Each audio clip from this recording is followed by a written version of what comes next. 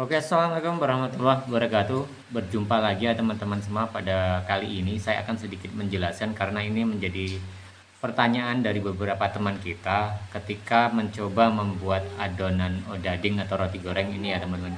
Ada dua permasalahan ya teman-teman. Yang pertama itu kenapa kok tidak ngembang ya, adonannya tidak ngembang. Nah, setelah ini ya pertanyaan pertama ya teman. Yang kedua itu kenapa ketika adonan sudah ditumpuk, ketika digoreng itu tidak pisah ya ataupun tidak metal ya seperti itu teman-teman. Nah, jadi ini banyak sekali bahkan teman-teman ya yang nyoba seperti ini dan banyak yang mengalami hal serupa seperti itu. Jadi sedikit saya jelaskan ya teman-teman bagaimana mengantisipasinya agar kejadian ini tidak terulang lagi ketika teman-teman semua ingin membuat odading atau roti goreng ini. Oke teman-teman, sebelum kita membahas permasalahan ini, saya mohon bantuan kepada teman-teman semua untuk memberikan subscribe kepada channel kami ya, kepada channel kita, agar channel ini semakin berkembang dan bisa bermanfaat ke depannya seperti itu. Nah, baik teman-teman. Jadi dari dua hal tersebut, saya jawab yang pertama dulu. Kalau membuat adonan itu ternyata tidak ngembang, itu memang ada beberapa faktor ya teman-teman. Yang pertama, itu biasanya kalau kita bicara masalah resep ataupun bahan ya teman-teman, mungkin salah satunya karena memang kalau adonan ini ya teman-teman, nyawanya itu ataupun eh, intinya itu ada di pengembang ataupun di ragi instan ya teman-teman. Ketika bahan-bahannya sudah lengkap seperti itu ya, sudah teman-teman berikan semua, tetapi tetap tidak ngembang, berarti ada faktor kesalahannya satu di pengembangnya atau di ragi instannya. Tetapi tidak melulu oleh faktor itu ya. Nah, berikutnya adalah teman-teman ya, bisa jadi karena ketika kita membuat adonan tersebut, itu teknik atau cara kita membuat adonan sendiri itu tidak pas ataupun kurang pas ya teman-teman. Jadi beberapa kali sudah saya jabarkan ya teman-teman semua, ketika membuat adonan itu caranya bisa disimak teman-teman. Cara membuat adonannya itu yang ini yang saya buat ya teman-teman, seperti itu memudahkan untuk bahan atau adonan yang kita buat itu cepat ngembang. Jadi posisi bahan-bahannya seperti tepung terigu, kemudian kita kita lobangin di tengah. Bahan-bahan lainnya seperti kalau odading itu kan ada gula pasirnya, kemudian mentega dan bumbu-bumbu lain itu berada di tengah. Fungsinya ketika kita memberikan air nanti kita aduk dulu yang tengah untuk memudahkan agar adonan itu nantinya ketika ngambil di pinggir-pinggirnya itu cepat ngembang. Jadi secara langsung ya teman-teman, cara membuat adonannya itu harus kita cermati ya teman-teman. Jadi itu faktor berikutnya ya teman-teman, ketika kita membuat adonan itu tidak ngembang. Dan antisipasinya sekali lagi sudah saya jabarkan ya teman-teman, dari cara membuat adonan itu bisa teman-teman tirukan seperti itu.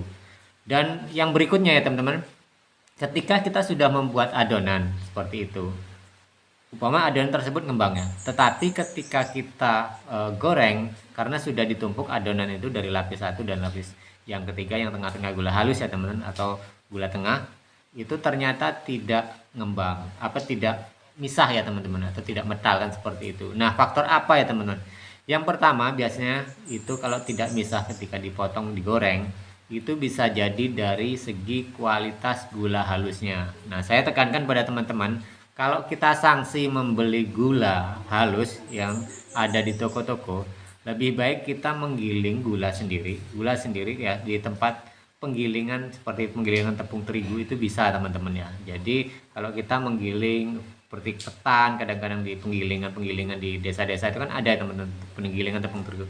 Itu bisa digiling teman-teman di situ, karena ini akan memudahkan kita sendiri secara kualitas di gula halus ataupun yang dari hasil penggilingan dari gula pasir murni gitu kan, itu akan lebih baik. Karena kalau kita membeli gula halus di toko-toko, kita kan tidak tahu itu ada bahan campurannya atau tidak. Nah, kalau kita giling sendiri otomatis itu akan lebih murni ya teman-teman, tidak ada campuran-campuran lain seperti itu. Jadi menjamin secara kualitas bahwa gula itu tidak ada campuran tersebut. Nah, berikutnya teman-teman, pengaruh gula halusnya ketika teman-teman menakar gula, membuat gula tengah, gula dengan posisi takaran dengan tepung terigu itu mungkin bisa jadi kebanyakan tepung terigunya, sehingga itu tidak misah ketika nanti digoreng teman-teman, seperti itu. Nah, jadi gula tengah yang bagus, yang baik teman-teman seperti itu gula halus, gula yang digiling tadi ya, ketika kita campurkan dengan tepung terigu itu tidak kalah sebanding dengan tepung terigunya ya teman-teman. Contohnya 1:1, atau saya sarankan lebih baik diperbanyak gula halusnya agar tidak nanti mengalami apa, karena kan biasanya kalau kita membuat gula tengah itu entah itu terlalu encer seperti itu, jadi kita tambah tepung, itu menghindari hal seperti itu. Lebih baik diperbanyak gula halusnya seperti itu, sehingga nanti ketika gula tengah sudah kita buat itu tetap antisipasinya tetap gula itu berhasil secara maksimal. Nah, yang kemudian ada lagi faktornya teman-teman, ketika potongan odading digoreng itu tidak misah, itu bisa jadi karena faktor adonan itu sendiri teman. Kalau adonan memang tidak baik atau tidak bagus atau tidak jadi adonan, kita paksakan untuk disatukan kemudian kita potong-potong digoreng, itu tentunya itu juga mengalami hambatan ya teman-teman. Tentunya itu tidak bagus, sehingga nantinya ketika kita membuat odading ataupun menggoreng odading, kalau memang dari faktor adonannya itu memang tidak bagus dan akhirnya tidak berhasil ya teman-teman. Jadi itulah faktor yang menyebabkan ketika kita menggoreng odading ternyata itu tidak bisa misah. Nah, seperti itu. Nah, mungkin ini pengalaman saya pribadi ya teman-teman. Saya juga pernah mengalami itu, tapi faktornya karena memang yang adonan, kadang adonan ini sering kita mengalami gagal itu karena kita tidak tahu, entah itu kelupaan di segi pengembangnya atau ragi instan, kemudian kita memberikan mentega itu kurang takarannya ataupun kelebihan ya, sehingga adonannya itu berat dan lengket, agak sedikit lengket, sehingga ketika kita lebarkan hingga kita jadikan satu di antara lapisan-lapisan itu tidak misah, sehingga kita paksa ya teman-teman, sehingga kita paksa tidak paksa, akhirnya hasilnya tidak bagus karena setengah lengket itu, seperti itu teman-teman.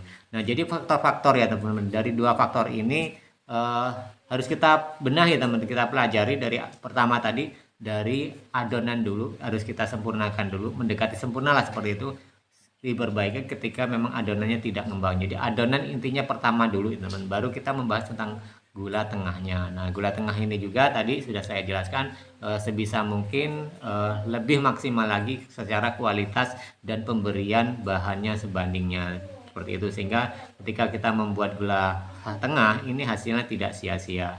Oke teman-teman, itu saja sedikit penjelasan dari saya tentang bagaimana kalau membuat adonan tidak ngembang. Kemudian yang kedua adalah ketika digoreng roti itu misah, ataupun karena kemarin dari teman-teman semua tidak misah, dan itu antisipasinya supaya misah seperti itu. Oke teman-teman, kita berjumpa lagi di tayangan dan video berikutnya.